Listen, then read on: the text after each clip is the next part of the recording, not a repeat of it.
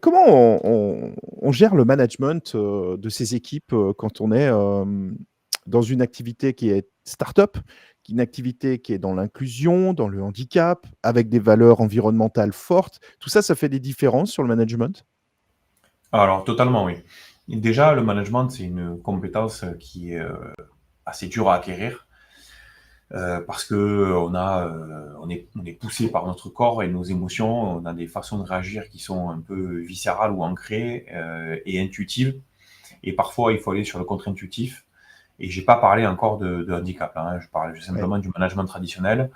Il y a un travail aussi à faire au niveau des présidents de boîte et de la direction pour nommer les managers comme il faut, à savoir plutôt sur des qualités managériales plutôt que sur des qualités opérationnelles. On a très souvent tendance à vouloir apporter une promotion à un collaborateur qui a été super sur la partie commerciale, sur la partie technique peut-être, et de lui donner une promotion sous forme de responsabilité managériale, et ça peut des fois être une catastrophe. Alors des fois des réussites, hein, moi j'en ai des exemples de réussite, mais des fois une cata parce qu'il faut des qualités qui sont différentes que celles d'être le meilleur vendeur ou le meilleur technicien.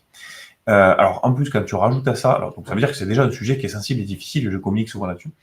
Alors quand tu rajoutes à ça effectivement le côté adaptation, donc moi je dis souvent que l'entreprise adaptée, elle est adaptée au niveau à la fois du poste de travail, c'est ce qui est défendu par la définition d'entreprise adaptée, mais moi je rajoute adapté au niveau du management et adapté aussi au niveau des clients.